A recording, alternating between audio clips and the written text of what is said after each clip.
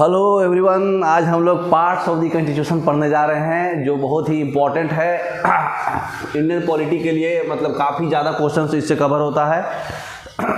Total 25 parts है, 22 original था और 3 ऐड हुआ है बाद में अमेंडमेंट में।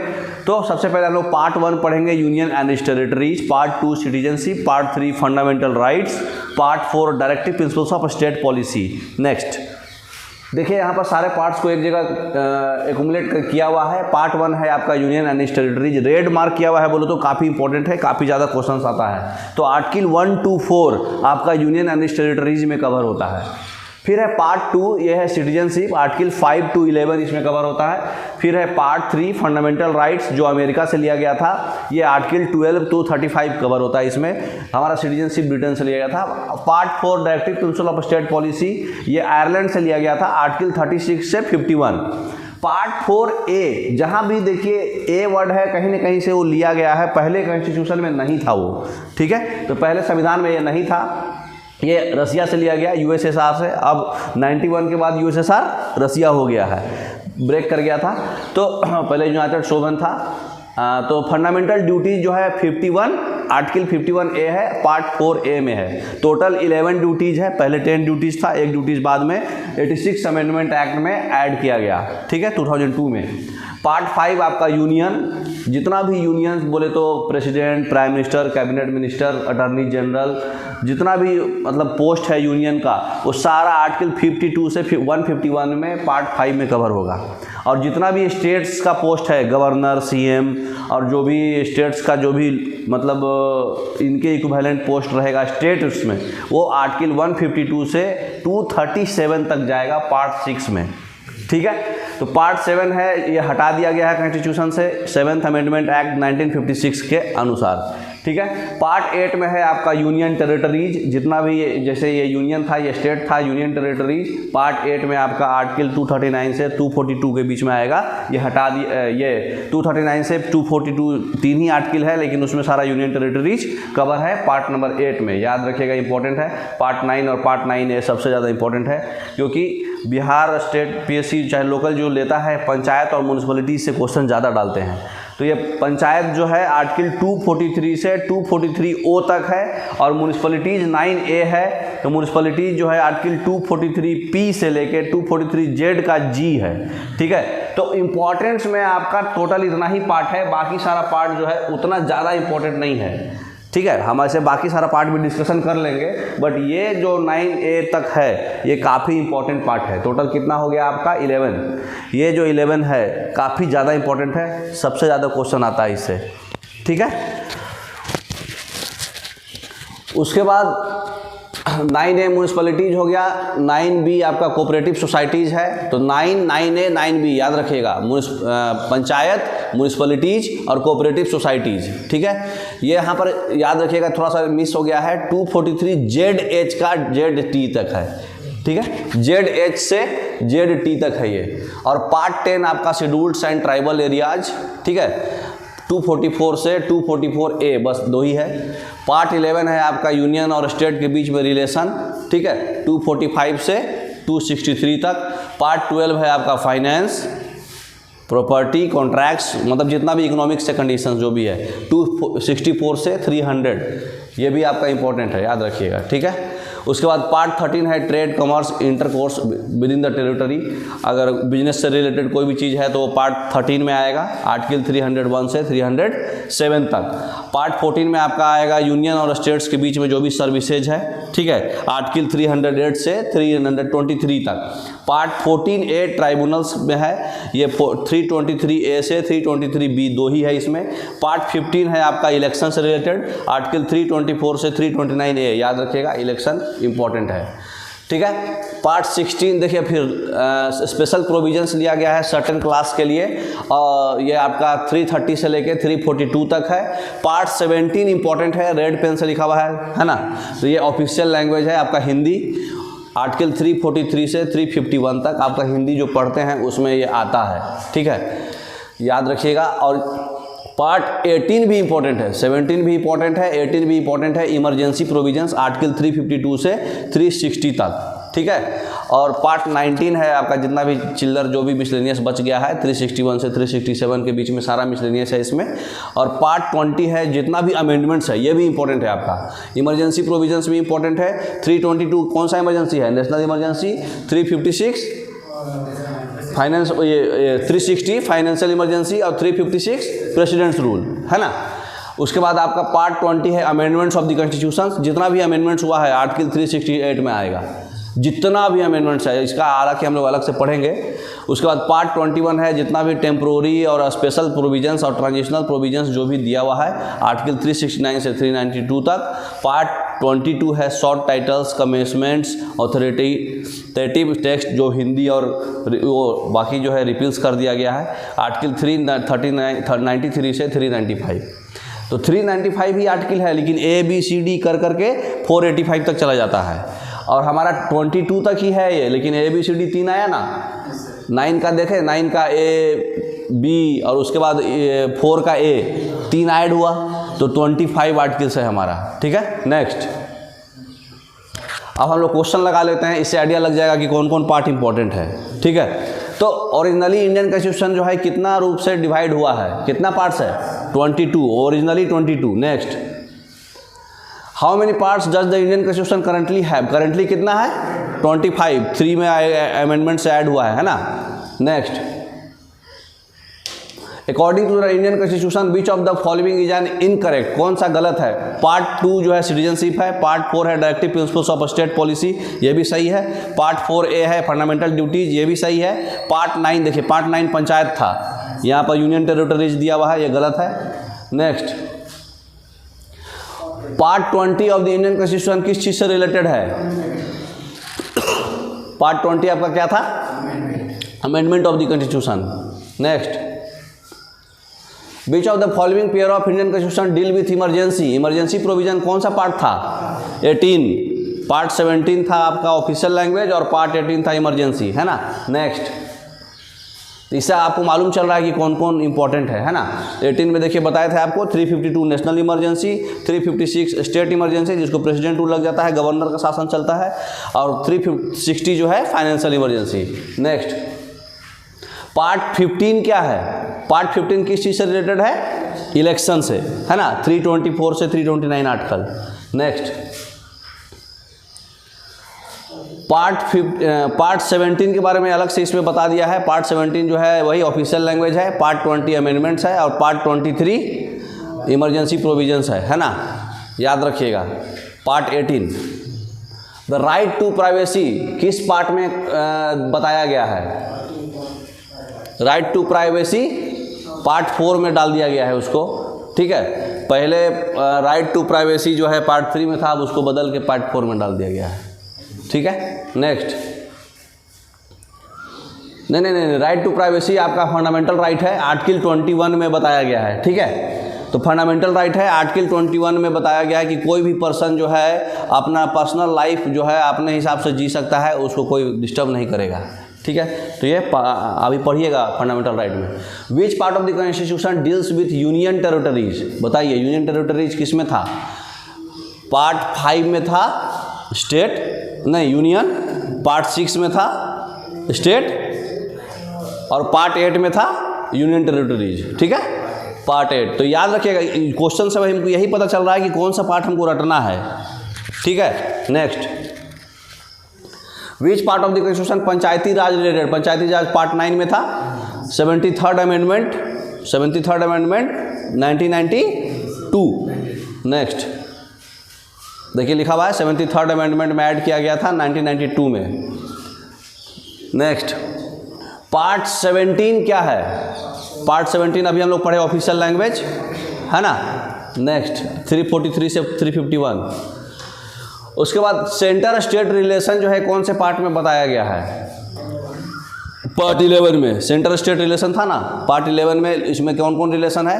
245 से 255 लेजिस्लेटिव रिलेशन, 256 से 263 एडमिनिस्ट्रेटिव रिलेशन और 268 से 293 फाइनेंशियल रिलेशन, ठीक है। ध्यान रखिएगा, 11 भी याद रखिएगा।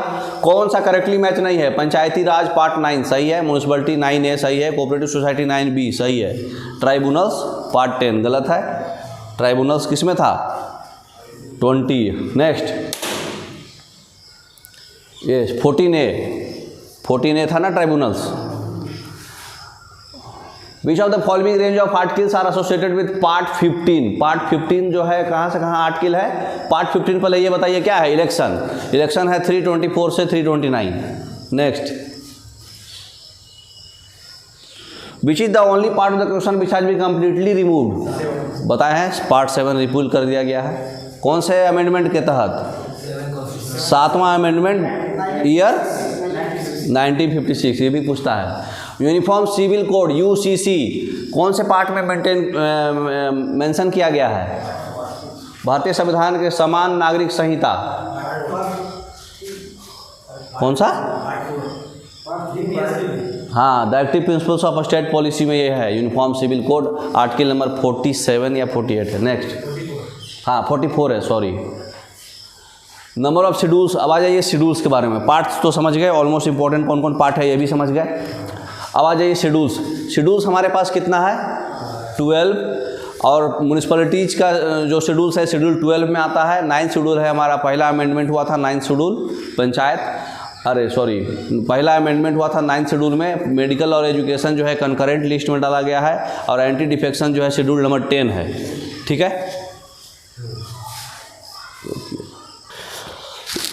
टोटल 12 शेड्यूल्स है। देखिए उसका याद करने का एक टेक्निक भी बताया हुआ है आपको।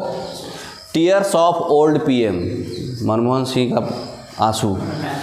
Tears of old PM, T से पहला शेड्यूल यूनियन एंड टेरिटरीज, दूसरा शेड्यूल इमोल्यूमेंट, सारा जितना भी सैलरी होता है ना, बेसिक प्लस DA को इमोल्यूमेंट्स बोलते हैं। तो हाँ, सारा सैलरी जितने भी ऑफिसर्स लोग हैं उनका सैलरी। ए से अफर्मेशन एंड ओथ्स, शपथ लेते हैं, कौन कौन लोग शपथ लेते हैं वो सब, जितने भी मतलब प्रेसिडेंट और वाइस प्रेसिडेंट को छोड़ के बाकी सारे लोग का शपथ, अफर्मेशंस एंड ओथ्स। आर से राज्यसभा, राज्यसभा का जो मेंबर्स लोग जो वो क्या बोलते हैं प्रतिनिधि करते हैं, है ना, उनका सारा राज्यसभा का मतलब सीट्स वगैरह, सीट्स का एलोकेशन, तो राज्यसभा का सीट्स एलोकेशन आर हो गया। एस से शेड्यूल एरियाज, SC/ST एरियाज कहाँ कहाँ है ना। उसके बाद ओ अदर शेड्यूल एरियाज, जैसे आसाम में, मणिपुर में, मिजोरम में, है ना। एफ से क्या है आपका? Federal structure. फेडरल स्ट्रक्चर में क्या क्या आएगा? यूनियन, स्टेट और यूनियन टेरिटरी, है ना सारा। उसके बाद ओ से ऑफिशियल लैंग्वेज हिंदी। एल से लैंड रिफॉर्म्स, ज़मीन का जो भी सुधार वगैरह हुआ है। डी से एंटी डिफेक्शन, आप दल बदल नहीं कर सकते, है ना। और ये आपका 51th अमेंडमेंट है, फर्स्ट अमेंडमेंट है 1951 पे। और ये पी से पंचायत, ये आपका 73rd अमेंडमेंट है 1992 में। एम से म्यूनिसिपैलिटीज़ 1993 में 74th अमेंडमेंट है। ठीक है, नेक्स्ट। तो ऑलमोस्ट हम बता दिए, उसी को डिटेल में यहाँ दिखा हुआ है। टी से आपका क्या था? यूनियन टेरिटरीज और स्टेट, सारा का नाम और एक्सटेंट, हमारा बाउंड्री कहाँ कहाँ तक है वो पूरा आपका पहले शेड्यूल में आएगा। दूसरा शेड्यूल में इमोल्यूमेंट्स, बोले तो सैलरीज आपका बेसिक प्लस DA को इमोल्यूमेंट्स बोलते हैं। प्रेसिडेंट का सैलरी, गवर्नर का, स्पीकर का, डिप्टी स्पीकर लोकसभा का, फिर राज्यसभा का चेयरमैन, डिप्टी चेयरमैन, फिर लेजिस्लेटिव असेंबली, स्टेट गवर्नमेंट में भी डिप्टी स्पीकर और स्पीकर का, फिर लेजिस्लेटिव काउंसिल, विधान परिषद का भी चेयरमैन, डिप्टी चेयरमैन, फिर जज का, सुप्रीम कोर्ट और हाई कोर्ट के जज का, फिर कैग का। तो इतने लोगों का सैलरी इमोल्यूमेंट्स जो है शेड्यूल नंबर 2 में। अफर्मेशंस एंड ओथ्स, शपथ, वाइस प्रेसिडेंट और प्रेसिडेंट को छोड़ के बाकी सारे प्राइम मिनिस्टर से लेके जितना भी कैबिनेट मिनिस्टर है सबका अफर्मेशंस और ओथ इसी में आएगा, इवन की गवर्नर भी। Rajya Sabha allocation of seat to state और यूटी, मैंने कितना स्टेट, प्रत्येक स्टेट में राज्यसभा का कितना सीट रहेगा, यूनियन टेरिटरीज में राज्यसभा का कितना सीट रहेगा। जैसे 7 स्टेट है जहाँ पर म्यूनिसिपल ये क्या बोलते हैं लेजिस्लेटिव काउंसिल है, विधान परिषद है, सारे लोग में तो विधान परिषद नहीं है, तो टोटल 7 स्टेट में है, तो उसका सीट कितना एलोकेशन है राज्यसभा का, वो आर। ठीक है। एस से शेड्यूल एरियाज और शेड्यूल ट्राइब्स, जो एडमिनिस्ट्रेशन और कंट्रोल करने के लिए कौन कौन एरिया को शेड्यूल कैटेगरी में बांट दिया गया है ना। अब देखिए यहाँ ओ से क्या है? Other schedule area, Assam, Meghalaya, Tripura और मिजोरम, नॉर्थ ईस्टर्न स्टेट को अदर शेड्यूल एरिया में डाला गया है। ठीक है, तो Assam, Meghalaya, Tripura, Mizoram, north eastern state याद रखिएगा आप। ठीक है, माता और हो गया ओ हो गया टीयर्स ऑफ, है ना, tears of PM, old PM। तो एफ बच गया। फेडरल स्ट्रक्चर में बताया आपको यूनियन, स्टेट और कंकरेंट लिस्ट, है ना। ओ से हो गया ऑफिशियल लैंग्वेज, जो इंडियन कॉन्स्टिट्यूशन लॉजिकली पहले हमारा 14 लैंग्वेज था, बाद में फिर 22 हो गया। कैसे कैसे हुआ? 1967 में 21वां कॉन्स्टिट्यूशनल अमेंडमेंट एक्ट आया, उसमें सिंधी को ऐड किया गया। उसके बाद 71st अमेंडमेंट एक्ट आया 1992 में, उसमें कोंकणी, मणिपुरी और नेपाली को ऐड किया गया। उसके बाद 92nd अमेंडमेंट एक्ट, दोनों को जोड़ दीजिए, याद करने का टेक्निक है ये, 21वां और 71वां को जोड़िएगा तो कितना आएगा? 92nd अमेंडमेंट एक्ट 2003 में आया। इसमें बोडो, डोंगरी, मैथिली और संथली को ऐड कर दिया गया। ठीक है, तो अकेला है सिंगल एक नेपाली जो मतलब इंडिया से बाहर है, वो 71st अमेंडमेंट एक्ट 1992 में ऐड हुआ था। सिंधी सिर्फ अकेला ऐड हुआ था 1967 में 21st अमेंडमेंट एक्ट में। ठीक है, और उड़िया को 96 कॉन्स्टिट्यूशनल अमेंडमेंट एक्ट 2011 में उड़िया को OR की जगह पे ODIA कर दिया गया। लैंग्वेज का नाम का स्पेलिंग चेंज कर दिया गया, ओडिया, है ना। उसके बाद लैंड रिफॉर्म्स है आपका, है ना, टीयर्स ऑफ। उसके बाद old PM OLD, anti defection law, ये एक फर्स्ट अमेंडमेंट एक्ट 1951 में हुआ। ठीक है, उसके बाद पंचायत 73rd अमेंडमेंट एक्ट 1992 में हुआ, और म्यूनिसिपैलिटी 74th अमेंडमेंट एक्ट 1993 में हुआ। नेक्स्ट दिखाया हुआ है, फर्स्ट अमेंडमेंट एक्ट 1951 में क्या हुआ आपका? लैंड नहीं एंटी डिफेक्शन, मतलब आप दल बदल नहीं कर सकते। जैसे बीजेपी से कांग्रेस और कांग्रेस से ऐसे लफड़ा एक बार में एक ही जगह। 52nd अमेंडमेंट एक्ट 1985 में ये कौन सा हुआ? पंचायत के ऊपर वाला। नहीं सही था ये। फर्स्ट अमेंडमेंट एक्ट 1951 में क्या हुआ था आपका? Land reforms. और 52nd अमेंडमेंट एक्ट 1985 में क्या हुआ? Anti defection. और 73rd अमेंडमेंट एक्ट 1992 में पंचायत, और 74th अमेंडमेंट एक्ट 1993 होगा, गलती हो गया है, 1993 में क्या है? म्यूनिसिपैलिटीज। नेक्स्ट देखिए, एक जगह आप सारा लिख दिए, हिंदी इंग्लिश दोनों में सारा schedule. Tears of old PM, T से टेरिटरीज, हिंदी में भी लिखा हुआ है। E से एमोलूमेंट्स, A से अफर्मेशन, R से राज्यसभा, S से शेड्यूल एरियाज, O से other schedule areas, Manipur, Mizoram और असम, मेघालय। ये फेडरल प्रोविजन, यूनियन स्टेट और कॉन्करेंट लिस्ट। ऑफिशियल लैंग्वेज कब कब कौन आया? 1967 में सिंधी आया, है ना। 1991 में आपका संथाली, नेपाली और एक और आया बोडो, और ये फिर 4 और आया। हाँ, फिर लैंड रिफॉर्म्स, ये कौन कौन अमेंडमेंट भी याद रखिएगा, 71, 21 और 92 अमेंडमेंट भी याद पूछता है। लैंड रिफॉर्म्स ये 1951 में पहला अमेंडमेंट एक्ट। डिफेक्स एंड दल बदल नियम जो आया 1952 में, 1985 में, 1985। उसके बाद पंचायत 1992 और म्यूनिसिपैलिटी 1993। इतना मोर देन एनफ है। ठीक है, समझ गए?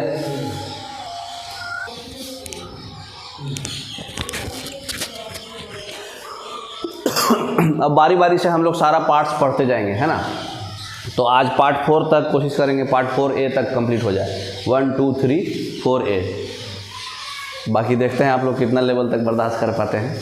तो ठीक है, पार्ट 1 अभी पढ़ने चाह रहे हैं, यूनियन ऑफ स्टेट्स। पार्ट 1 थोड़ा कट गया है, पार्ट 1 यूनियन ऑफ स्टेट्स है। ठीक है, तो इंडिया जो भारत, ये जो है सारा यूनियन ऑफ स्टेट्स होगा। ये हिंदी में भी लिखा हुआ है, इंडिया एक फेडरेशन नहीं है, यूनियन ऑफ स्टेट्स है। फेडरेशन समझते हैं ना, किसको बोलते हैं फेडरेशन? फेडरेशन बोले तो जो एग्रीमेंट किए हैं जोड़ने के लिए, मतलब सिर्फ एक ही राजा है, उसी वो सब कुछ चला रहा है, जैसे अमेरिका में चलता है। मतलब स्टेट का अलग पावर है और यूनियन का अलग पावर है, और स्टेट का पावर यूनियन से ज़्यादा है। लेकिन यहाँ पर क्या है, यूनियन का पावर स्टेट से ज़्यादा है। तो इंडिया जो है यूनियन ऑफ स्टेट्स है। ये आर्टिकल नंबर 1, ठीक है, आर्टिकल नंबर 1 में दिया हुआ है। माने राज्य जो है स्वेच्छा से शामिल है, समझौता से नहीं। एक बार शामिल चाह कर भी नहीं छोड़ पाएगा, और केंद्र शक्तिशाली रहेगा, राज्य कमज़ोर रहेगा। समझ गए इसका मतलब? नेक्स्ट समझ गए। स्टेट्स और टेरिटोरीज जो है ये स्पेसिफाइड किया गया है पहले शेड्यूल में। ठीक है, ये भी पहले शेड्यूल में ही था, पार्ट 1 में। अब आ जाइए, टेरिटरी ऑफ इंडिया में स्टेट मतलब क्या बोलते हैं, क्या क्या रहेगा? इंडियन टेरिटरी में क्या क्या शामिल होगा? Territory of a state, union territories, और territory that acquired by the government of India at any time, जो हम गवर्नमेंट ऑफ इंडिया एक्वायर्ड कर लेता है कोई भी टाइम पे। वो गवर्नमेंट ऑफ इंडिया कोई भी टाइम पे जो टेरिटरी एक्वायर कर लेता है वो भी इसमें कवर होगा, है ना। बीच बीच में देखते रहिएगा, आप बीच में एक्वायर किया था बांग्लादेश को, नेपाल को, थोड़ा थोड़ा पार्ट, लद्दाख, है ना। नेक्स्ट तो देखिए आर्टिकल नंबर 2 क्या है? एडमिशन और इस्टेब्लिशमेंट ऑफ न्यू स्टेट। नया स्टेट बाय द वे, जैसे मान लीजिए यहाँ पर है सिक्किम के पास, है ना, एक नया स्टेट आ गया। जैसे मान लीजिए यहाँ नेपाल है, नेपाल के पास कोई नया स्टेट आया, तिब्बत के पास कोई नया स्टेट बना जो इंडिया कैप्चर किया। तो ये जो नया स्टेट कैप्चर किया उसका क्या क्या रूल्स एंड रेगुलेशंस होगा। पाकिस्तान आया, उसका कोई मतलब पार्ट हम कैप्चर किए, चाहे हमारा पार्ट वो कैप्चर किया, तो उसका क्या क्या एडमिशन करने पे एस्टेब्लिशमेंट जो होगा नया स्टेट का, उसमें क्या क्या रूल्स एंड रेगुलेशंस होगा, उसके बारे में आर्टिकल नंबर 2 में लिखा हुआ है। ठीक है। नेक्स्ट तो पार्लियामेंट जो है अपना लॉ के अनुसार एडमिट कर सकता है यूनियन में और इस्टेब्लिश कर सकता है न्यू स्टेट्स, है ना। उसका अपना टर्म्स एंड कंडीशंस होगा, है ना। तो न्यू स्टेट्स में जैसे मान लो यहाँ पाकिस्तान का कुछ पार्ट है, यहाँ एस्टेब्लिशमेंट कर लिया, तो उसका क्या क्या टर्म्स एंड कंडीशन होगा, उसका गठन होगा, उसके हिसाब से वो कर सकता है। ठीक है। Next formation of new states, या नया स्टेट्स बन रहा है कोई, है ना, या फिर कोई एरिया चेंज हो रहा है, या फिर बाउंड्री चेंज हो रहा है, या फिर names of existing parliament change हो रहा है, तो ये सब जो होगा आपका किस में आएगा? संसद को ये पावर दिया गया है न्यू स्टेट का, तो ये सब जो है आपको और क्लियर दिख रहा है, रात हो गया ना। तो आर्टिकल नंबर 3 हमारा क्या है? नया स्टेट का जो फॉर्मेशन होता है, जैसे हम कोई नया चीज़ एक्वायर किए इंडिया से बाहर, वो आर्टिकल 2 में था एडमिशन, और यहाँ पर क्या है? फॉर्मेशन। वर्ड समझ रहे? तो यहाँ पे न्यू स्टेट्स और कुछ एरियाज किसी का चेंज हो रहा है, बाउंड्री चेंज हो रहा है, या फिर एग्जिस्टिंग स्टेट्स का ही नाम चेंज हो रहा है, तो वो सब जो है आर्टिकल नंबर 3 में आएगा।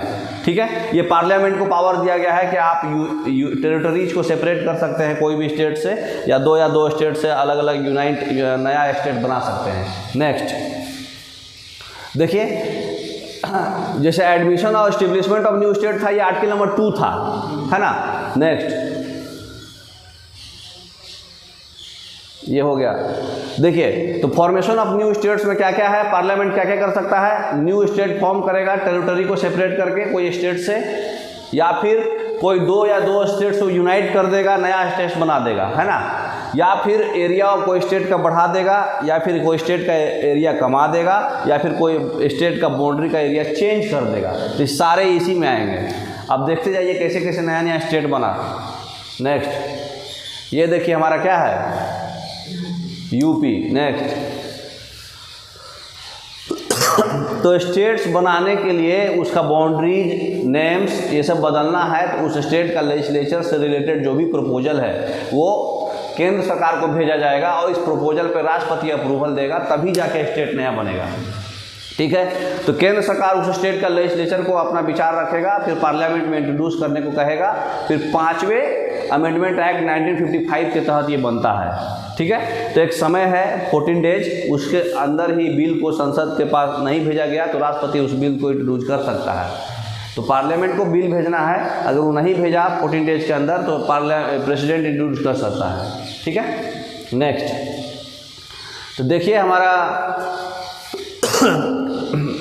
स्टेट लेजिस्लेचर द्वारा विधेयक जो मानने के लिए बाध्य नहीं है। अगर स्टेट वाला भेजा है तो मतलब ज़रूरी नहीं है कि वो मान हो चाहे नहीं हो, प्रेसिडेंट के मूड पे है। ठीक है। नेक्स्ट तो ये डिक्लेयर करता है लॉ, न्यू स्टेट जो है आर्टिकल नंबर 2 में आता है। कोई नया स्टेट का इस्टेब्लिशमेंट करना है तो, लेकिन फॉर्मेशन करना है तो आर्टिकल नंबर 3 में आता है। और ये अमेंडमेंट जो है आर्टिकल नंबर 368 में ये बताया गया, ये अमेंडमेंट था पे। ठीक है। तो जो ये इसका मतलब हुआ कि ये लॉ जो है सिंपल मेजोरिटी से ही पास कर सकते हैं, और ऑर्डिनरी लेजिस्लेटिव प्रोसेस से भी पास हो जाएगा, स्पेशल मेजोरिटी का कोई ज़रूरत नहीं है। ठीक है। तो ऑर्डिनरी सिंपल मेजोरिटी से ही हो जाएगा ये लॉ पास। चेंज करना है स्टेट का बाउंड्रीज वगैरह, नया स्टेट बनाना है तो। नेक्स्ट देखिए अब कौन कौन सा, जब हम आज़ाद हो रहे थे उस समय हमारे पास 552 प्रिंसली स्टेट्स था। पाकिस्तान था, कश्मीर भी मारधार में था, जूनागढ़ था गुजरात में, हैदराबाद था, है ना। इसमें बहुत सारा चेंजेज आया। नेक्स्ट देखिए क्या क्या चेंजेज आया। कश्मीर को एक्सेशन कर लिया गया, इसको पब्लिक ओपिनियन से रेफरेंडम दे दिया गया। रेफरेंडम मतलब समझते हैं क्या? हाँ, पब्लिक का ओपिनियन लेना। उसके बाद हैदराबाद को ज़बरदस्ती पुलिस एक्शन से अपने स्टेट में कब्जा कर लिया गया। ये 26 जनवरी 1950 के कॉन्स्टिट्यूशन में ऐसा हुआ था। ठीक है, ये सब अलग अलग स्टेट बना दिए थे प्रिंसली स्टेट के अलावा। ये ब्रिटिश के कंट्रोल में था प्रिंसली स्टेट, है ना। तो एक कमीशन आया, राज्य पुनर्गठन आयोग 1956 में, स्टेट्स रीऑर्गेनाइजेशन कमीशन। तो स्टेट रीऑर्गेनाइजेशन कमीशन में देखिए कौन कौन स्टेट हमारा बनता है। देखिए सबसे पहले कौन बना, इसमें कैटेगरी बांट दिया गया, category A, category B, category C, category D. ये कंट्रोल करता था ब्रिटिश गवर्नमेंट। तो जो कैटेगरी ए था वो ब्रिटिश गवर्नमेंट कंट्रोल करता था, उसको ब्रिटिश प्रोविंसेस बोलते थे। जो कैटेगरी बी था वो प्रिंसली स्टेट था, जो देसी रियासत बोलते हैं। और कैटेगरी सी जो था वो केंद्र शासित प्रदेश था, सेंट्रल गवर्नमेंट। और कैटेगरी डी था अंडमान एंड निकोबार। ठीक है, तो 4 कैटेगरी में 26 जनवरी 1950 का कॉन्स्टिट्यूशन में बांटा गया था। ठीक है, नेक्स्ट। तो हमारा जो स्टेट रीऑर्गेनाइजेशन कमीशन था उसमें 2 चीज़ बनाया गया, एक स्टेट और एक यूनियन टेरिटरी। कौन सा अमेंडमेंट था ये? 1956 में 7th अमेंडमेंट था। उस समय 14 स्टेट्स था और 6 यूनियन था। पहला जो हमारा 1950 में जो कॉन्स्टिट्यूशन तैयार हुआ था उसमें 14 स्टेट था और 6 यूनियन टेरिटरीज था। ठीक है, देखिए आगे क्या क्या चेंजेज हुआ। नेक्स्ट, फिर 1948 में जब ये बन रहा था, 1946 से ही कॉन्स्टिट्यूएंट असेंबली बनने लगा था, पिछले क्लास में देखे थे। तो रिटायर्ड जज थे एगो श्याम कृष्ण धर साहब। श्याम कृष्ण धर साहब जो है चाह रहे थे कि लैंग्वेज के आधार पे कमीशन तैयार किया गया 1948 पे। लैंग्वेज पे आधार पे मतलब एक सुविधा दिया जाए। तो 3 आदमी उसमें थे, जवाहरलाल नेहरू, JVP जवाहरलाल नेहरू, सरदार वल्लभ भाई पटेल और पीठाभी सीतारमैया। तो पट्टाभी सीतारमैया, ये तीनों आदमी जो है लैंग्वेज के आधार पे चाह रहे थे कि स्टेट तैयार हो। ठीक है, नेक्स्ट। तो 56 दिनों के लिए मरना, मतलब जब तक मरे नहीं, जब तक अनशन के बाद जो है पोटी श्री रामालू को 15 दिसंबर 1952 को मृत्यु हो गई। ठीक है, ये अनशन पे ये लोग बैठे हुए थे तो इनका मृत्यु हो गया। फिर प्रधानमंत्री जवाहरलाल नेहरू जो है तेलुगु भाषियों के लिए एक अलग आंध्र प्रदेश राज्य बनाने का घोषणा कर दिया कि तेलुगु लोग के लिए, मतलब लैंग्वेज के आधार पे लोग लड़ाई किए थे, तो लैंग्वेज के आधार पे आंध्र प्रदेश को एक राज्य बना दिए। नेक्स्ट, तो 1 अक्टूबर 1953 को आंध्र प्रदेश भाषा के आधार पे, लैंग्वेज के आधार पे नया राज्य बना दिया गया। ठीक है, याद रखिएगा ये बात। 1953 1 अक्टूबर। उसके बाद पहले क्या था, मुंबई जो है 2 महाराष्ट्र, मुंबई राज्य जो में महाराष्ट्र था और गुजरात था। ठीक है, तो वहाँ पर एक महा गुजरात मूवमेंट हुआ 1 मई 1960 को, और महाराष्ट्र और गुजरात को अलग कर दिया गया। तो महाराष्ट्र और गुजरात कब अलग हुआ? 1 मई 1960 को, उसके पहले 7 में था। ठीक है, उसके बाद गोवा और दमन और दीव जो है पुर्तगाल के कब्जा में था, तो उस समय चला 19 दिसंबर 1961। अभी 53 में हमारा क्या बना? आंध्र प्रदेश। 60 में महाराष्ट्र गुजरात। 61 में हमारा ऑपरेशन विजय चल के गोवा अलग बन गया, दमन दीव अलग बन गया। ठीक है, तो गोवा दमन दीव पहले एक ही में था 1961 में। ठीक है, तो ये कौन सा अमेंडमेंट हुआ? 12th अमेंडमेंट 1962 के द्वारा इसको दमन दीव को यूनियन टेरिटरी बना दिया गया। ठीक है, 12th अमेंडमेंट के अनुसार अब गोवा अलग से स्टेट बन गया। नेक्स्ट क्या हुआ देखिए, 1987 में गोवा को संपूर्ण राज्य बना दिया गया। ठीक है, 1962 में दमन दीव को यूनियन टेरिटरी का दर्जा दिया गया था दोनों को, लेकिन 1987 में ही स्टेट का दर्जा दे दिया गया इसको। ठीक है, नेक्स्ट। उसके बाद देखिए कौन कौन क्या क्या बना। 1 नवंबर 1966 को हरियाणा का बनाया गया। 1 दिसंबर 1963 को नागालैंड बना था, 16th राज्य था ये। और फिर सिक्किम बनाया गया 1936। उसके बाद 1 मई 1960 को गुजरात महाराष्ट्र बना। ठीक है, तो ये 22वां राज्य बना था हमारा सिक्किम। नेक्स्ट, 1975 को बना था वो। ठीक है ना, याद रखिएगा 75 को बना था। नागालैंड 16वां राज्य बना था।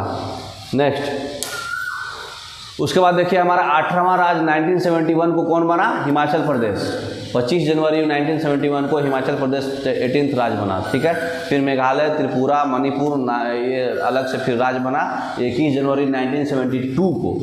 ठीक है, नेक्स्ट।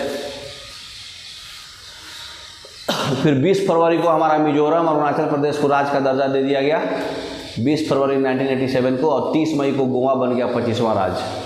ठीक है, तो ये 30 मई 1987, सिक्किम हो गया 1975, नागालैंड हो गया 1963, अरुणाचल प्रदेश हो गया 1987 20 फरवरी, ठीक है, मिजोरम भी 20 फरवरी 1987, 1966 में हरियाणा, 1 नवंबर 1960 में गुजरात महाराष्ट्र। नेक्स्ट, गोवा के बाद कौन बना? 30 मई को गोवा बना, फिर 1 नवंबर 2000 को कौन हुआ? उत्तराखंड हो गया यूपी से अलग, 26वां राज्य है ना, उत्तराखंड बना। फिर बिहार से झारखंड बन गया। नेक्स्ट, 15 नवंबर को, 9 नवंबर को बिहार से झारखंड हो गया, 27वां राज्य बन गया। नेक्स्ट, छत्तीसगढ़ जाएगा 15 नवंबर को, 15 नवंबर को मध्य प्रदेश से छत्तीसगढ़ 28वां राज्य बन गया, है ना। नेक्स्ट, उसके बाद 18 फरवरी 2014 को तेलंगाना बन गया। ऐसे 2 जून को बोलते हैं, गठन हुआ था ये, लेकिन 2 जून 2014 को तेलंगाना बन गया। तो आपको डेट ये बहुत रेयर पूछता, ये तीनों पूछेगा, जो नवंबर में तीनों ही पूछ सकता है, लेकिन ये याद रखना है, ईयर याद रखना है, ठीक है।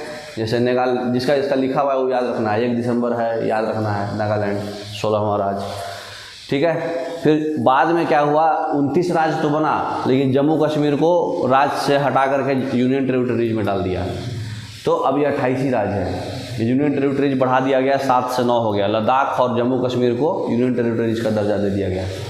नेक्स्ट, तो अभी हमारे पास 28 स्टेट ही है, 9 यूनियन टेरिटरीज है, ठीक है, समझ गए। नेक्स्ट, ये बाद में पढ़ेंगे, क्वेश्चन है, ठीक है। तो हमारा आपका पार्ट 1 कंप्लीट हो गया। तो पार्ट 2 है हमारा सिटीजनशिप। सिटीजनशिप आर्टिकल कहाँ से कहाँ तक आएगा? Article 5 to 11। नेक्स्ट, तो हमारा आर्टिकल 5 to 8 क्या क्या है? देखिए, आर्टिकल 5 है सिटीजनशिप बाय डोमिसाइल, जो बाई जन्म से यहीं है और यहीं रह रहा है, तो सिटीजनशिप उसको दर्जा दिया जाएगा, नागरिकता। फिर जो इंडिया में रह रहा था, बाहर रह रहा था, लेकिन इंडिया में आके बस गया, तो वो हो जाएगा आर्टिकल 6। आर्टिकल 7 क्या हो जाएगा? इंडिया में रह रहा था लेकिन पाकिस्तान में जाके बस गया और फिर 1948 के बाद बसा। आगे पढ़ोगे तो वो माइग्रेशन टू पाकिस्तान 1948, जून 1948 के बाद बस गया है, लेकिन इंडिया में ही था, फिर बाद में पाकिस्तान से आके फिर इंडिया आ गया, उसको जमा नहीं, तो वो हो जाएगा आर्टिकल 5, 6, 7। और आर्टिकल 8 कौन होगा? ओरिजिन इंडिया का है लेकिन बाहर रह रहे हैं पढ़ाई लिखाई के पर्पज़ से या फिर ट्रेवलिंग के पर्पज़ से, तो ये हो गया। आर्टिकल 9 में क्या हुआ? सिटीजनशिप का टर्मिनेशन, मतलब किस किस आधार पे आपको सिटीजनशिप नहीं मिलेगा। एक साथ 2 सिटीजनशिप नहीं मिल सकता। अगर कहीं का सिटीजनशिप ले लिए है तो यहाँ का ख़त्म हो जाएगा, क्योंकि इंडिया में सिर्फ सिंगल सिटीजनशिप चलता है। और अगर यहाँ से अगर आप 10 साल से ज़्यादा कहीं रह गए तो आगे पढ़ेंगे सारा। अब आर्टिकल 10 में बताया गया है कि पार्लियामेंट को राइट है लॉ बनाने के आगे, मतलब कोई भी मतलब अधिकार वगैरह, अथॉरिटी वगैरह जो है सिटीजनशिप के रिगार्डिंग पार्लियामेंट लॉ बना सकता है। आर्टिकल 10 से 11 में है वो, ठीक है। तो 5 to 8 ही मेन है आपका, है ना। नेक्स्ट, तो सिटीजनशिप अमेंडमेंट बिल आया था, कॉन्स्टिट्यूशनल अमेंडमेंट एक्ट आया था, उसी तरह से सिटीजनशिप अमेंडमेंट एक्ट आया था 2019 में, याद रखिएगा। नेक्स्ट, तो जो आर्टिकल 5 क्या बोलता है? सिटीजनशिप बाय डोमिसाइल, वो भारत का राज्य में जन्मा हो अथवा माता पिता भी उसके भारत के राज्य में जन्मे हों और 26 जनवरी 1950 से 5 साल पहले से ही भारत का निवासी हो, ठीक है। 26 जनवरी 1950 से 5 साल पहले से ही वो भारत में रह रहा है, माता पिता भी भारत के जन्मे हैं और वो भारत का जन्मा है, तो उसको सिटीजनशिप बाय डोमिसाइल का दर्जा दिया जाएगा, आर्टिकल नंबर 5। नेक्स्ट, अब देखिए आर्टिकल नंबर 6, जो इंडिया में माइग्रेट करके आ गया, जैसे पाकिस्तान का आदमी था लेकिन आ करके इंडिया में बस गया, तो ये इसको भी सिटीजनशिप मिलेगा। नेक्स्ट, आर्टिकल 6 के तहत तो क्या कंडीशन है इसका? अगर 19 जुलाई 1948 के पहले भारत आए हैं आप, ठीक है, वो आदमी और उसका माता पिता या दादा दादी या नाना नानी में से किसी आदमी जन्म होना चाहिए भारत में, और नहीं तो फिर वो आदमी पाकिस्तान से इंडिया माइग्रेट किए हैं तब से इंडिया में रह रहा हो, कम से कम 1948 से आगे के इंडिया में ही रह रहा हो, ठीक है। दूसरा चीज़ है 19 जुलाई 1948 के बाद अगर भारत आया है तो उसके माता पिता या किसी पूर्वज का जन्म इंडिया में हुआ होना चाहिए, और जब वो माइग्रेट किया है तब से कम 6 महीना भारत में रहेगा, तब जाके उसको सिटीजनशिप मिलेगा, ठीक है, किसी अधिकारी को अपना रजिस्ट्रेशन का लिए एप्लीकेशन देगा तब मिलेगा। नेक्स्ट, तो आर्टिकल 6 भी समझ गए, है ना। तो यदि ऑफिस में उन्हें बतौर भारतीय नागरिक का रजिस्टर कर लिया है तब उसको मिलेगा, ठीक है। ऑफिसर उसको रजिस्टर करना है, अब अपने से करने से नहीं होगा, प्रेसिडेंट उसको ऑथराइज करेगा तब, ठीक है। अब आर्टिकल नंबर 7, ये लोग इंडिया के नहीं हैं, इंडिया से पाकिस्तान भाग गए हैं, बाद में फिर आ गए। अगर 1 मार्च 1947 के बाद वो पाकिस्तान चले गए और बाद में वहाँ पचा नहीं, फिर इंडिया आए बसने के लिए, तो उनको भी सिटीजनशिप मिल जाएगा। ये आर्टिकल नंबर 7 बोलता है। नेक्स्ट, उसका क्या कंडीशन है, 19 जुलाई 1948 के बाद अगर भारत आया है वो, उसके माता पिता पूर्वज इंडिया में जन्मे हैं, 6 महीना अगर यहाँ भारत में रह ले रहा है और कोई अधिकारी से रजिस्ट्रेशन एप्लीकेशन करके और उसको बजाबते रजिस्टर कर लिया है तो उसको सिटीजनशिप मिलेगा, ठीक है। नेक्स्ट,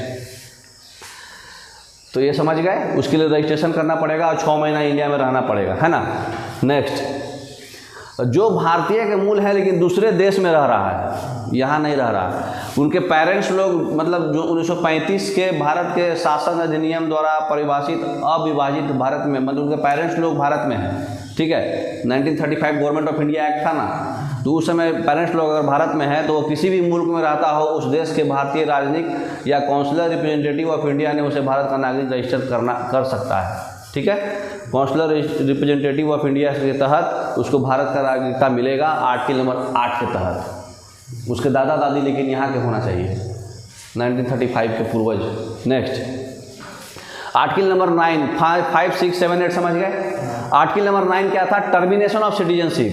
26 जनवरी 1950 से पहले किसी दूसरे देश की नागरिकता अगर आप हासिल कर लिए हैं तो आपको आर्टिकल नंबर 5, 6, 8 के आधार पर भारत का नागरिक नहीं समझा जाएगा, क्योंकि 5, 6, 8 के आधार पे आपको सिटीजनशिप तभी बोला जाएगा क्योंकि आप एक ही देश के सिटीजनशिप ले सकते हैं, या तो इंडिया से पाकिस्तान गए हैं, पाकिस्तान से इंडिया है, तो सिंगल सिटीजनशिप चलता है इंडिया में। यदि कोई व्यक्ति दूसरे देश से नागरिकता लिया है तो उसका नागरिकता ऑटोमेटिक खत्म हो जाएगा। आप एक ही देश के नागरिकता रख सकते हैं, इंडिया में नहीं रख सकते। अमेरिका में दो रख सकते हैं, इंडिया में एक ही है। नेक्स्ट, आर्टिकल नंबर 10 और 11 बताए थे आपको, पार्लियामेंट को राइट है लॉ बनाने का, है ना। तो आर्टिकल नंबर 10 क्या बोलता है कि आर्टिकल नंबर 5 से 8 वो पार्लियामेंट जो बनाया हुआ है उसी के अधीन सब कुछ चलेगा। संविधान लागू होने के बाद नागरिकता के संबंध जो भी प्रावधान है वो संसद के द्वारा ही निर्धारित किया जाएगा, और संसद के आरंभ में जिन व्यक्तियों को भारत का नागरिक मान लिया गया है वो नागरिक बने रहेंगे, लेकिन इसके लिए संसद द्वारा पारित कानून को जो भी नियम है, कॉन्स्टिट्यूशन का रूल्स रेगुलेशंस है, वो आप फॉलो करते रहिएगा तभी नागरिकता रहेगा, नहीं तो फिर आपका नागरिकता भी छीन जाएगा, ठीक है। तो ये आर्टिकल नंबर 10 खाली यही बोलता है कि संसद के नियम चलते रहना है।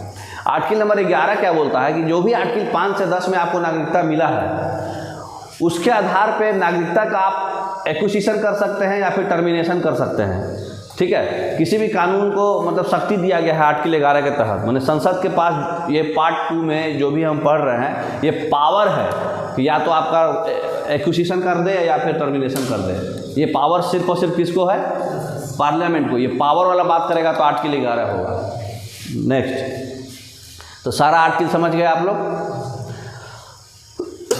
तो सिटीजनशिप एक्ट आया था 1955 में, उसी में बताया गया था कि भारतीय का नागरिकता देने और छीनने का फैसला कौन करता है, पार्लियामेंट। नेक्स्ट, अब देखिए कुछ थोड़ा सा रूल पढ़ लीजिए।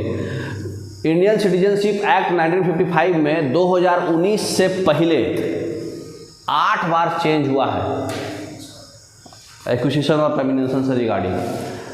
1, 2, 3, 4, 5, 6, 7, 8, 57, 60, 85, 90, 86, 92, 2003, 2005, 2015 इतना बार पार्लियामेंट चेंज किया है।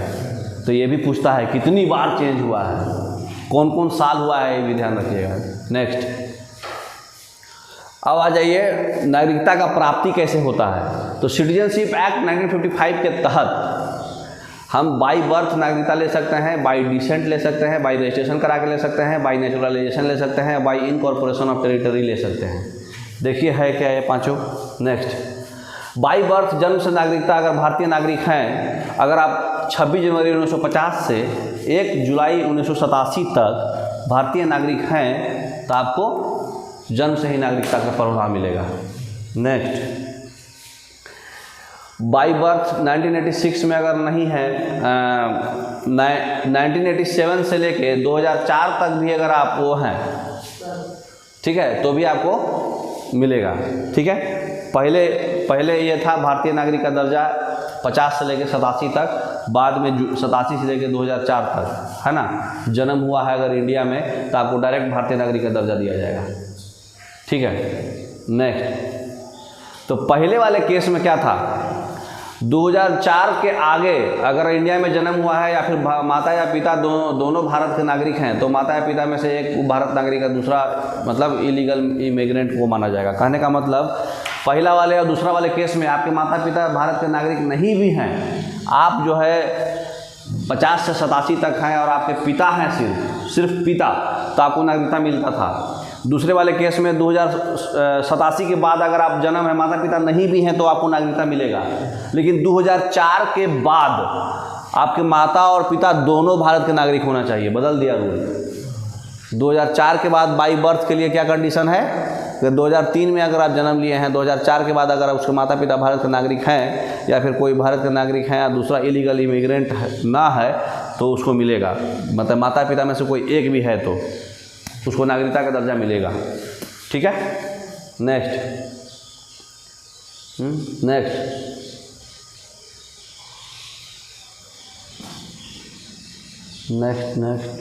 तो इतना कुछ आप समझ गए। तो सिटीजनशिप आर्टिकल 5 to 11 समझ गए, क्वेश्चन आएगा।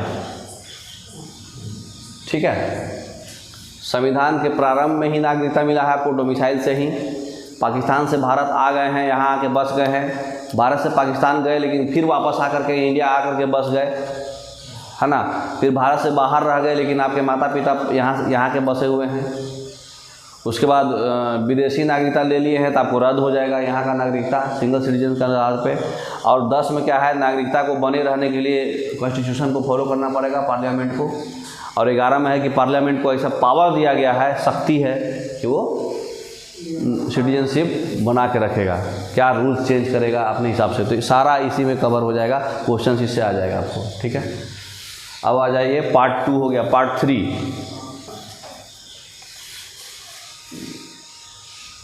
ये आ रहा, देखिए पार्ट 3 को समझने के लिए क्या है, बहुत सारा बीच बीच में 1 2 3 करके है, क ख ग हिंदी में। तो उसको समझने के लिए सबसे अच्छा उपाय है क्वेश्चन बनाते जाइए और समझते जाइए। उससे क्या है, आपको उसी में क्वेश्चन में हम समझाते भी जाएंगे, है ना। तो फंडामेंटल राइट्स पार्ट 3 अमेरिका से लिया गया है। ठीक है, सिटीजनशिप भूल गए, सिटीजनशिप इंग्लैंड से लिया गया था। तो सिटीजनशिप इंग्लैंड से लिया गया था पार्ट 2। पार्ट 3 में आपका आ गया फंडामेंटल राइट्स, आर्टिकल नंबर 12 से 35। पहला हम लोग क्या पढ़े, पार्ट 1 इंडियन अनडिस्ट्रिक्ट टेरिटरी 1 to 4। पार्ट 2 कहाँ से कहाँ पढ़े, 5 to 11। और पार्ट 3 पढ़ रहे हैं हम लोग फंडामेंटल राइट्स 12 to 35। तो पहला क्वेश्चन क्या है, फंडामेंटल राइट्स कहाँ से लिया गया है, किस कंट्री से लिया गया है। अमेरिका से लिया गया, अभी बताया हम लोग। अमेरिका से और क्या क्या लिया गया है, देखिए फंडामेंटल ड्यूटी रसिया से लिया गया है, parliamentary form of government UK से लिया गया है, directive principle of state policy Ireland से लिया गया है, concurrent list joint sitting of parliament जो लोकसभा राज्यसभा साथ बैठता है, ऑस्ट्रेलिया से लिया गया है। नेक्स्ट, दूसरा क्वेश्चन क्या है, which part of the constitution fundamental rights are provided. कौन से पार्ट में फंडामेंटल राइट बढ़ाया गया है, पार्ट नंबर 3, है ना। पार्ट 2 में सिटीजनशिप है, part 4 directive principle of state policy already हम सब कुछ बता चुके हैं, है ना। पार्ट 4 है फंडामेंटल ड्यूटी है।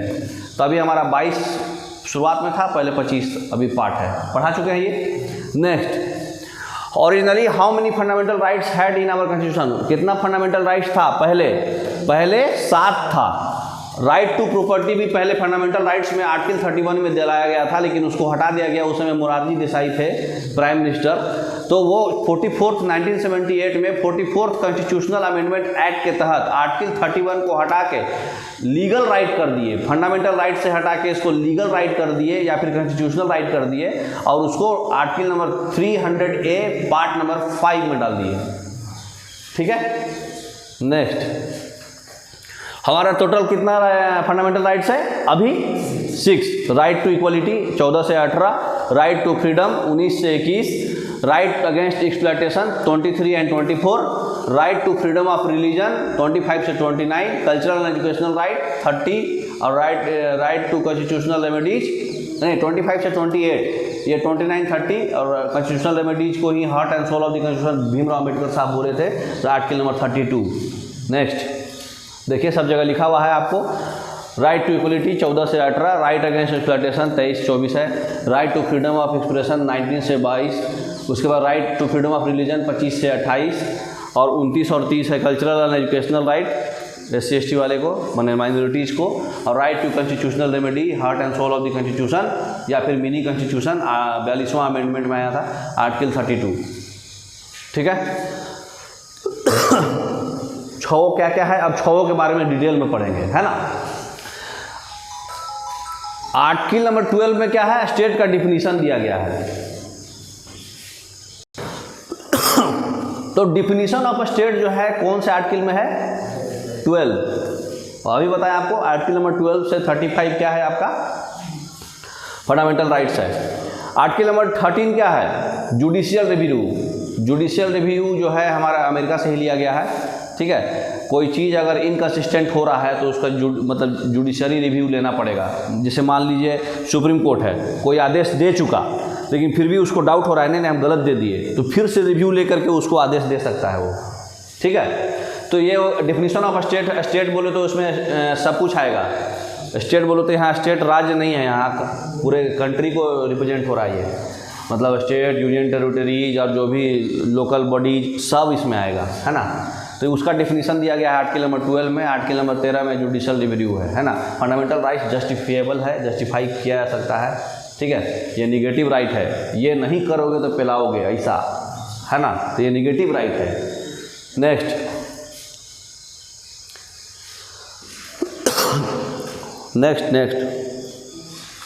देखिए बताया हुआ है डिफिनीशन ऑफ स्टेट में। डिफिनीशन ऑफ स्टेट में आपका क्या क्या है, स्टेट क्या क्या है, गवर्नमेंट, पार्लियामेंट ऑफ इंडिया, फिर गवर्नमेंट, लेजिस्लेचर ऑफ स्टेट्स, सारे स्टेट का लेजिस्लेचर, फिर लोकल अथॉरिटीज जैसे ब्लॉक वगैरह में होता है ना, बीडीओ वीडियो जो भी लोकल अथॉरिटीज़ है with in the territory of India, जो इंडिया के टेरिटरी में आता हो और सारे गवर्नमेंट ऑफ कंट्रोल में रहना चाहिए। तो ये पूरा स्टेट का डिफिनीशन है। तो इसका डिफिनीशन आर्टिकल 12 में दिया गया था। ठीक है, next part 3, which of the following article of the Indian constitution guarantees equality before the law. Article number 14, equality before law, है ना।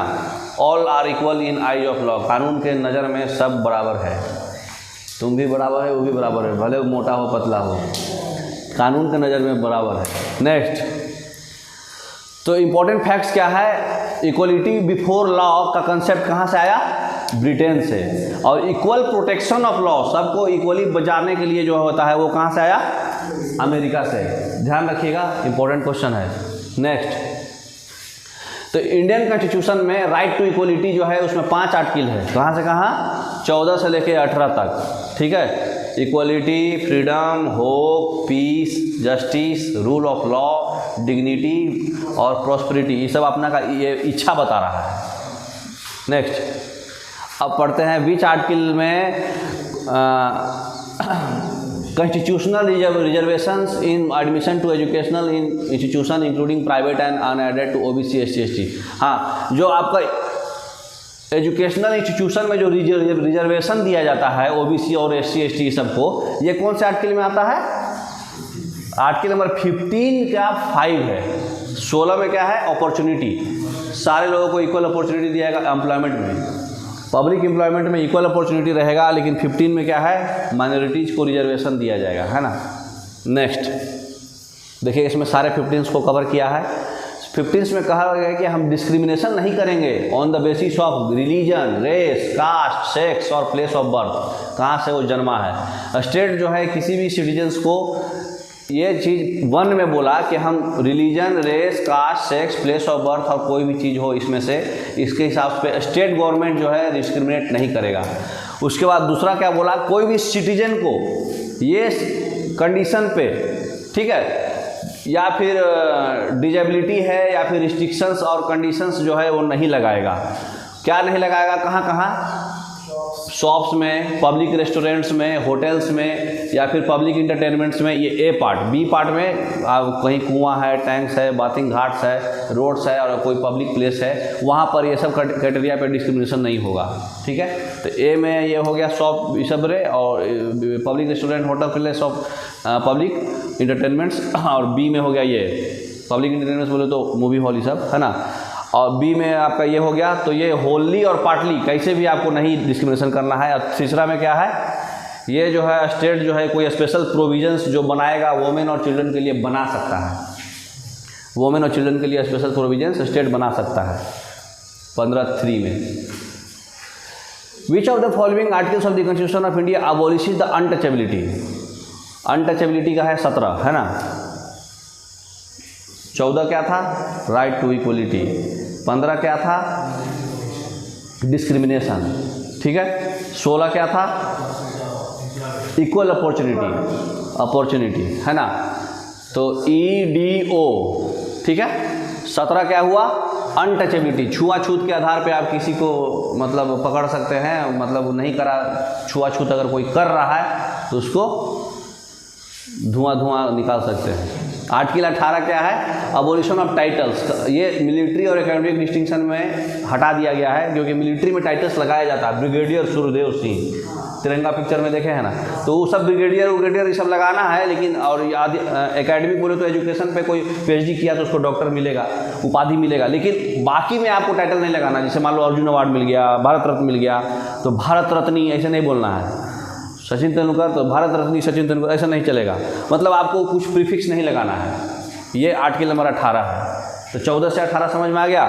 तो देखिए हम लोग ये पढ़ लिए, क्या क्या था हमारा, right to equality, right to freedom, right against exploitation, right to freedom of religion, right cultural and educational rights, right to constitutional remedies. तो हम लोग अभी 14 से 18 पढ़ लिए, समझ गए। अब ये पढ़ेंगे नेक्स्ट।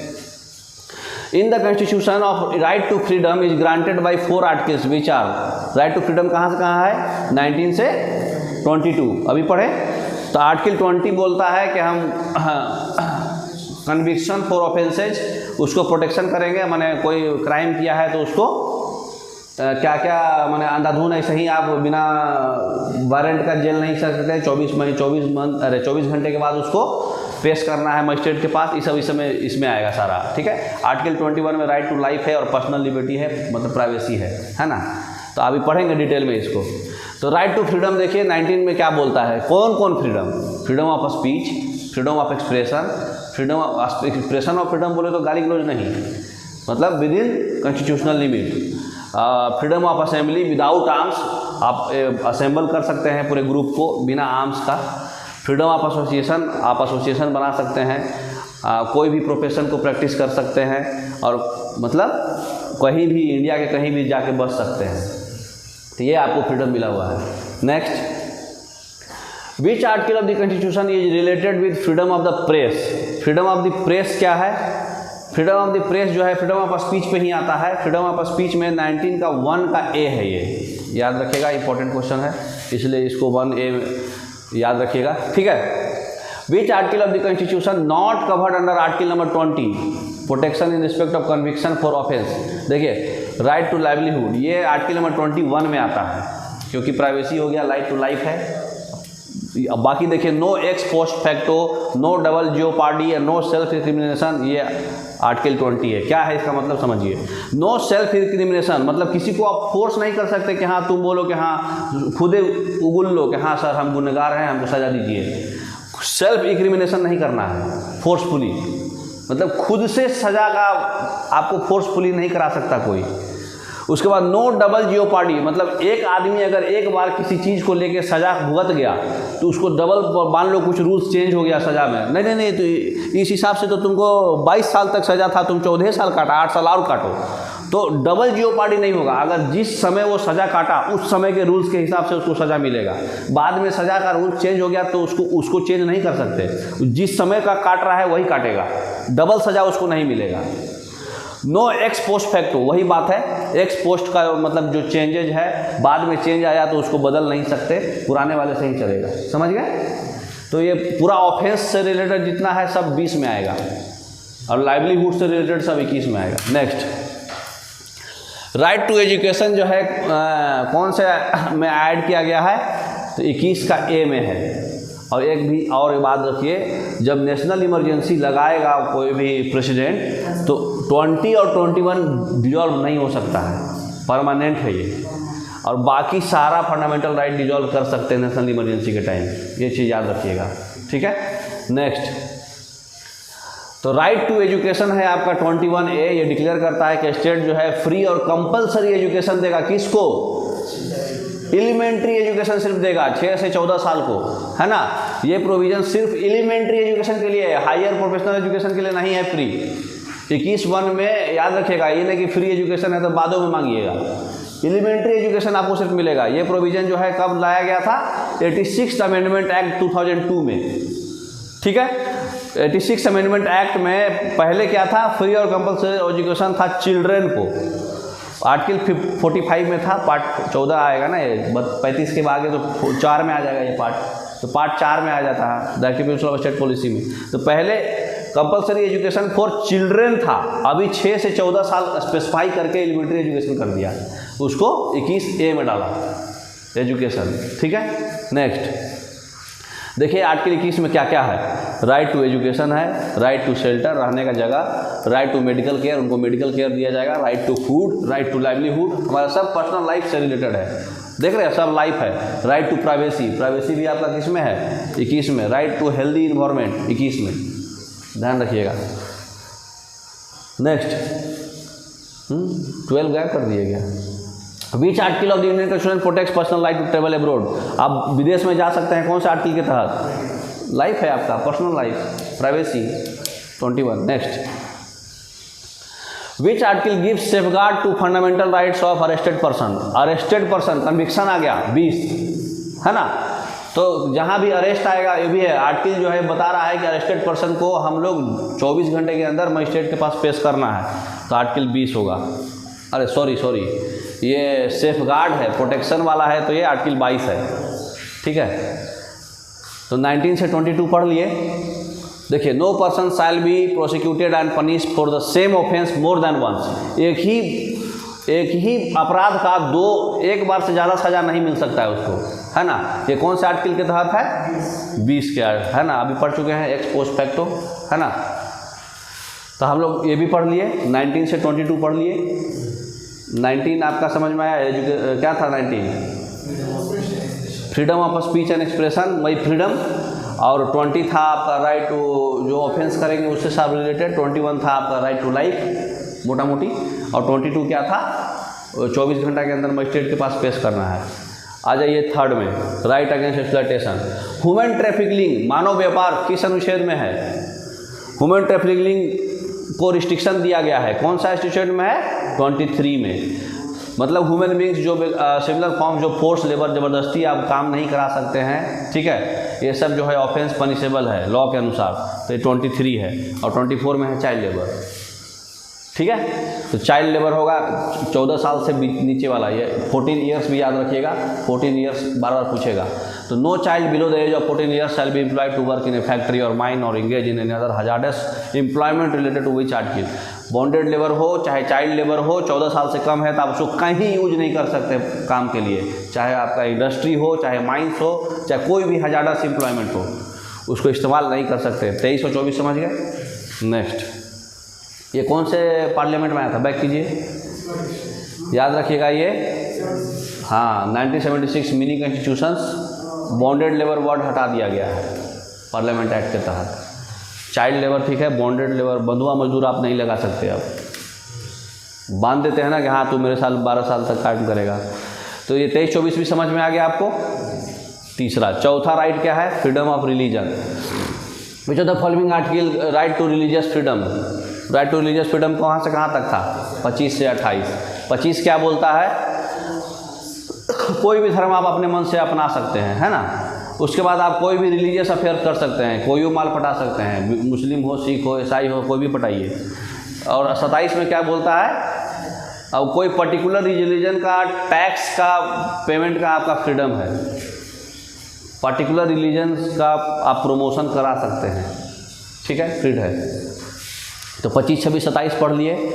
समझ गए। तो ये आपका वही है, सारा सिटीजन्स को ये कोई भी रिलीजन प्रैक्टिस कर सकता है, प्रोपेगेट करता है, अपना मर्जी है उसका। हिंदू में कौन कौन डाला गया था पहले सिख, जैन और बुद्धिस्ट, ये हिंदूज में था, ठीक है। और उसके बाद जो है सिख, जो आदमी कृपान पहन सकता है उसको दिया गया है ऑथोरिटी कि आप कृपान पहन सकते हो। वो तलवार लगाता है ना, हाँ, तो कृपान पहन सकता है, उसको सिख रिलीजन बोलेंगे। अगर सिख रिलीजन में है तो कृपान पहन सकता है। ये आर्टिकल नंबर 25 में आता है सारा। तो आपका 25 से 28 भी समझ गए। नेक्स्ट 29-30 में आइए। Which of the article of the Indian constitution guarantees the right of minorities. Minorities जो है 29-30 में आएगा, है ना। To establish an administration educational institution, मैंने अपने मन से, ऑफ दियर चॉइस, उनके चॉइस से आप एजुकेशनल इंस्टीट्यूशन में जा सकता है। कौन सा? 29 क्या बोलता है? उनको इंटरेस्ट को प्रोटेक्शन करना है, माइनॉरिटीज के इंटरेक्शन को प्रोटेक्शन देना है। बात समझ रहे? मतलब वो एजुकेशनल इंस्टीट्यूशन अपने मन से कोई भी जाएगा, लेकिन वो जो उसका इंटरेस्ट है उसको प्रोटेक्शन देना है। दोनों में अंतर है, समझ में आ रहा ना। तो यही है 29 और 30, समझ गए। नेक्स्ट 29-30 हो गया। लास्ट 32, 31 तो राइट टू प्रॉपर्टी हटा दिया गया है, मालूम है आपको। कौन आदमी बोला था 32 जो है इंडियन कॉन्स्टिट्यूशन का सूल है, हाँ, हार्ट एंड सूल है। भीमराव अम्बेडकर साहब बोले थे। ये सुप्रीम कोर्ट आर्टिकल 30 कोर्ट और हाई कोर्ट आर्टिकल 226 को बोला था। वो ये कॉन्स्टिट्यूशनल रेमेडी जो है उसमें बताया गया है कि आर्टिकल 32 में एक 5 रिट्स है, हैबियस कॉर्पस, मैंडेमस, प्रोहिबिशन, सरसरीस और क्वो वारंटो। उसी तरह से आर्टिकल 226 में क्या है? High court. हाई कोर्ट का भी 5 गो रिट रहेगा सेम। तो हाई कोर्ट का भी आर्टिकल याद रखिएगा। 5 रिट्स देखिए हिंदी में भी लिख दिया गया है। बंदी, प्रत्यक्षीकरण, परमादेश, प्रतिषेध, उत्प्रेषण, अधिकार, परीक्षा। नेक्स्ट है क्या? वो टेक्निकल है, आप लोगों को तो हवा नहीं लग रहा होगा क्या बोल दिया कि लेकिन क्वेश्चन बहुत आता है, इसलिए इसको समझाना पड़ेगा। हैबियस कॉर्पस क्या है? हैबियस कॉर्पस वो है कि बिना लॉ का आप किसी भी पर्सन को मतलब प्राइवेट कस्टडी में जो है उसको रिलीज कर सकते हैं। अगर बिना लॉ के तहत, माने बिना कानून के तहत उसको अगर जेल में डाल दिया गया है या फिर प्राइवेट कस्टडी में रखा गया है तो उसको रिलीज करवा सकते हैं, ठीक है। ये कौन सा बोलता है? Habeas corpus. मैंडेमस क्या बोलता है? मैंडेमस बोलता है कि अगर लोअर कोर्ट है या फिर पब्लिक अथॉरिटी है तो उसके पब्लिक ड्यूटीज़ के परफॉर्मेंस को आप सिक्योर कर सकते हैं। कहने का मतलब कि कमांड क्या, हाई कोर्ट को कमांड कौन करेगा? Supreme court. हाई कोर्ट किसके ऊपर कमांड करेगा? डिस्ट्रिक्ट कोर्ट को। तो लोअर कोर्ट के परफॉर्मेंस के ऊपर कमांड कौन करेगा? Higher court. ये कौन बोला? मैंडेमस। तो मैंडेमस को शॉर्टकट याद रख सकते हैं, कमांड। सरसरी क्या होता है? सरसरी बोलता है कि कोई भी ऑलरेडी आप inferior court already order pass कर चुका है तो उसको क्वैश कर सकते हैं ऑर्डर को। कहने का मतलब कि अगर डिस्ट्रिक्ट कोर्ट कोई ऑर्डर पास कर दिया तो हाई कोर्ट उसको क्वैश कर सकता है, हाँ, सर्टिफाई करके दूसरा चेंज कर सकता है, नीचे वाला से ऊपर वाला कर सकता है ना। ये है सरसरी। प्रोहिबिशन क्या है? रोकना है इंफीरियर कोर्ट से प्रोसीडिंग्स करते हुए, जब अगर उसका जुरिस्डिक्शन नहीं है तो। मान लो ये मामला हाई कोर्ट का है, चाहे ये मामला सुप्रीम कोर्ट का है, बोल रहा है हम हाई कोर्ट बोल रहा है हम देख लेते हैं, तो सुप्रीम कोर्ट को उसको रोकना है, नीचे वाले को नहीं ऊपर कर देना है। तो ये हो गया प्रोविजन, मतलब रोकना है। को वारंटो क्या है? अगर कोई पर्सन पब्लिक ऑफिस को मतलब जो इंटाइटल्ड नहीं है और पब्लिक ऑफिस रखना चाहता है ज़बरदस्ती, तो उसको रोकना है, ऑथोरिटी के आधार पे है। तो को वारंटो ऑथोरिटी से औकात से ज़्यादा करा तो उसको रोक दीजिए। ऑफिस बना रहा है, मान लीजिए डीएम है और खोल दिया पीएम के ऑफिस तो उसको रोकना है। प्रोविजन बोले तो नीचे वाला कोर्ट का औकात जितना है उससे ज़्यादा के पावर ले रहा है तो ऊपर वाला कोर्ट को रोकना है। सरसरी क्या है? कोई ऑर्डर नीचे वाला कोर्ट गलत निकाला है तो उसको ऊपर वाला कोर्ट उसको क्वैश कर सकता है। मैंडेमस क्या है? उसके परफॉर्मेंस को कमांड कर सकता है। और हैबियस कॉर्पस क्या है? बिना लॉ का किसी को अंदर डाला गया है तो उसको रिलीज कर सकता है। समझ में आ गया? तो यह हमारा ख़त्म हो गया आर्टिकल पार्ट 3। समझ गए? टाइम कितना हो रहा है? विच of the following articles restrict the fundamental rights? कौन आर्टिकल जो है आर्म फोर्स के मेंबर्स का फंडामेंटल राइट्स को रिस्ट्रिक्ट करता है? हम लोग 35 तक पढ़े कहाँ जी 32 तक पढ़ के भाग रहे। आर्टिकल 34 में मार्शल लॉ के अगेंस्ट फंडामेंटल राइट बंद हो जाता है, मार्शल लॉ लग जाएगा तो, ठीक है। 34 विच part of the constitution call Magna carta, Magna carta part 3 को बोलते हैं। ये जो आर्टिकल था ना अभी जो हम लोग जितना पढ़े ना 12 से 35, ये इसको मैग्ना कार्टा भी बोला जाता है, याद रखिएगा, इंपॉर्टेंट क्वेश्चन है। Next, which of the following day UN general assembly अपना यूनिवर्सल डिक्लेरेशन दिया था ह्यूमन राइट्स को, कब दिया था? 10 दिसंबर 1948 को। उस समय प्रेसिडेंट ऑफ इंडिया जो है फंडामेंटल राइट्स को इमरजेंसी के दौरान डिसमिस कर सकता है, सिर्फ और सिर्फ 20 और 21 को छोड़ के। तो गार्जियन कौन होता है फंडामेंटल राइट का? जुडिशियरी। नेक्स्ट, 10 दिसंबर याद रखिएगा। हाँ, मतलब यूनिवर्सल डिक्लेरेशन हुआ था ह्यूमन राइट का। Next, right to property remove कर दिया गया है, कौन थे? मोरारजी देसाई, बताए ना आपको, 44th अमेंडमेंट 1978 है ना, इसको 300A में डाल दिया गया है, पहले 31 था। नेक्स्ट,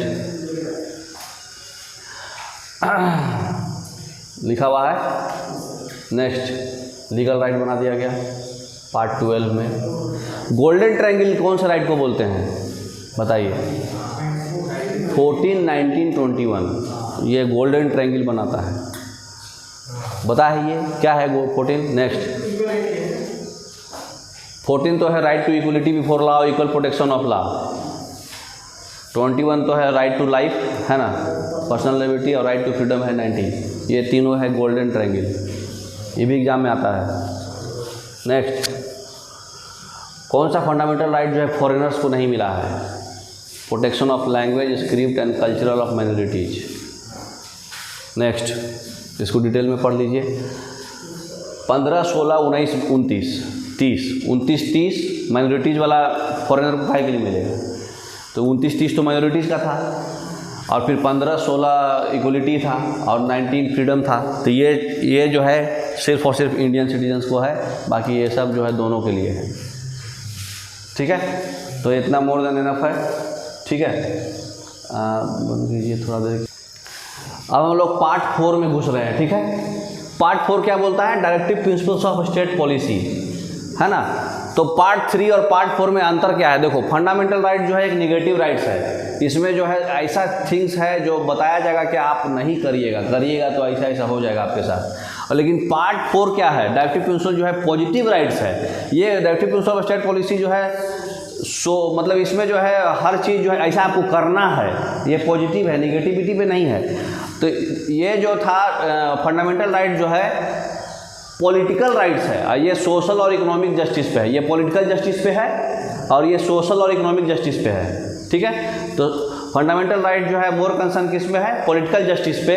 और directive principle of state policy जो है मोर कंसर्न किस पे है? सोशल और इकोनॉमिक जस्टिस पे, ठीक है। और दूसरा और चीज़ है, फंडामेंटल राइट जो है जस्टिफिएबल है, ठीक है, कोर्ट के थ्रू आप सेटल कर सकते हैं। लेकिन directive principle of state policy justifiable नहीं है। ऐसा नहीं है कि आप directive principle of state policy नहीं मानेंगे तो आपको जेल हो जाएगा, लेकिन फंडामेंटल राइट्स नहीं मानेंगे तो आपको जेल हो जाएगा, क्योंकि वहाँ पे जस्टिस आ रहा है, कोर्ट आ रहा है। तो ये बेसिक चीज़ है, इतना आप समझ जाइए। अब आर्टिकल 36 से 51 आपका